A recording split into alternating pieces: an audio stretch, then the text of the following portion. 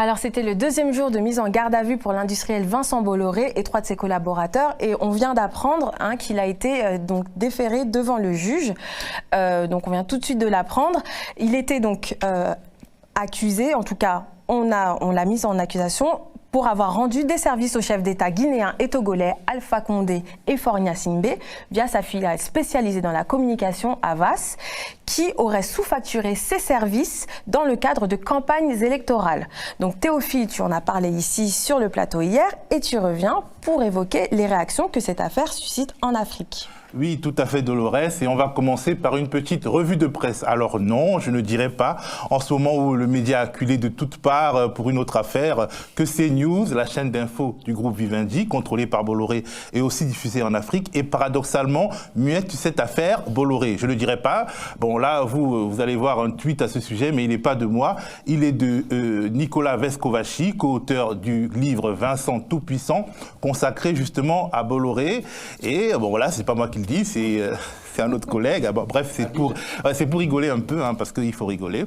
Plus sérieusement, quand on regarde la presse en ligne d'Afrique francophone sur le sujet, on voit beaucoup un communiqué, celui du groupe Bolloré, publié en intégralité par plusieurs sites, notamment le site d'information officiel de l'État togolais, sur lequel la mention communiquée n'est absolument pas explicite. Et vous voyez, l'argumentaire est bien repris, il a une belle image.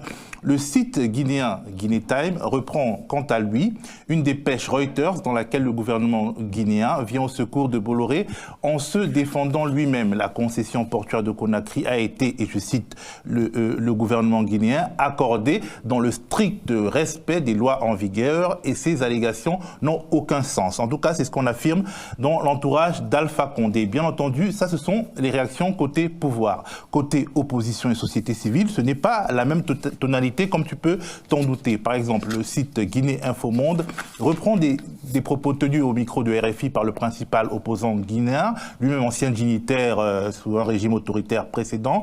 Je le cite, « Beaucoup de personnes émettaient des doutes sur les conditions de l'octroi du terminal à conteneurs de Conakry, surtout l'attribution du contrat à Bolloré. Mais M. Alpha Condé avait assumé en disant que c'est son ami et qu'il préférait ses amis. Et malheureusement, c'est la même pratique qui continue depuis qu'il est au pouvoir avec l'octroi des grands marchés à des amis. Donc c'est un peu la bataille politicienne qui règne à Conakry en ce moment. Bien entendu, cette affaire passionne en Afrique, au-delà des deux pays cités par les enquêteurs français, c'est-à-dire le Togo et la Guinée. Au Burkina Faso, le quotidien L'Observateur met cette affaire en relation avec une autre, l'affaire Elf. Il rappelle qu'en 1994, c'est-à-dire il y a 24 ans, une enquête de l'ancêtre de l'autorité des marchés financiers avait permis de découvrir l'existence d'un vaste système de corruption qui a favorisé l'enrichissement des cadres du groupe pétrolier ainsi que la rémunération de qui? Des dirigeants africains. Et il fait le commentaire suivant. Comme quoi, avec cette nouvelle affaire Bolloré, il n'y a finalement rien de nouveau sous le soleil de la France-Afrique. Alors il fait un jeu de mots en mettant France-Afrique avec fric comme l'argent. Une France-Afrique dont le logiciel semble imprimé dans du marbre. Les chefs d'État de gauche comme de droite ont beau se succéder à l'Élysée et promettre à l'envi une rupture avec les pratiques d'un autre âge. Le réseau tissé par Jacques Faucard continue de régir les relations entre la France et l'Afrique selon ce quotidien burkinabé. La société civile n'est pas en reste. L'économiste gabonais Meïs Mouissi n'y va pas de main morte et je le cite, « 30 ans qu'on attendait ce moment, un homme ne peut pas ostensiblement et systématiquement écraser abusivement la concurrence dans notre pays en s'appuyant sur des réseaux occultes hérités de la domination coloniale française. » Toujours au Gabon, l'activiste écologiste Marc Ona Essangui, il est impatient, si on peut dire. Il tweet ceci, 2 pays sont cités, la Guinée et le Togo, quid du Gabon, qui vient de céder à la pression de Bolloré. Entre parenthèses, on rapporte qu'il évoque le port d'Owendo, près de Libreville, qui a été concédé au groupe français après une guerre des nerfs assez rude avec le pouvoir gabonais et même un épisode judiciaire. Donc cet activiste estime que le chantage et la corruption sont sur le plateau pour arracher de gros contrats au détriment des peuples, mais au profit des dictateurs.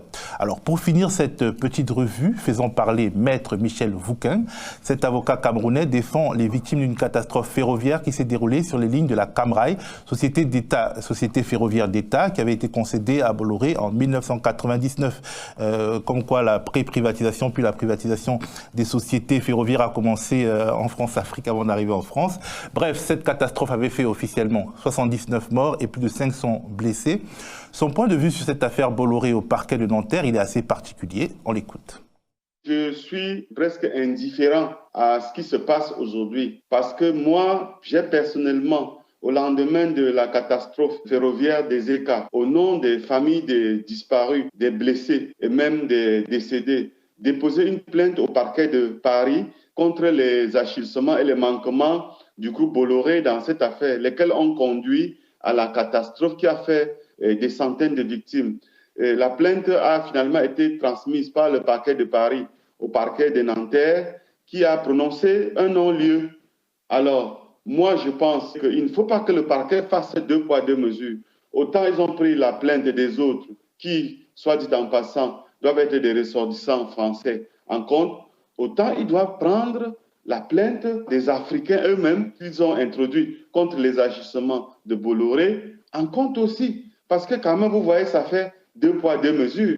Dans l'affaire ou les affaires qui valent à Bolloré aujourd'hui d'être sous le feu de la rame, moi j'ai l'impression que les plaignants, ce sont plutôt les Occidentaux, les Français.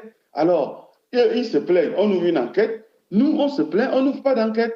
Donc c'est pour cela que, au-delà du conseil médiatique pour dire ceci ou cela, nous constatons que nous demandons justice et qu'à ce jour, la France, en tout cas les tribunaux français, n'ont pas accédé à notre demande. Bon, je t'avoue que nous avons été tous les deux un peu scotchés par ce point de vue sans concession. Il ne se réjouit pas, il pose un autre problème. Du coup, nous nous sommes promis de revenir sur cette catastrophe ferroviaire plus longuement, aussi vite que possible. N'est-ce pas, Dolores?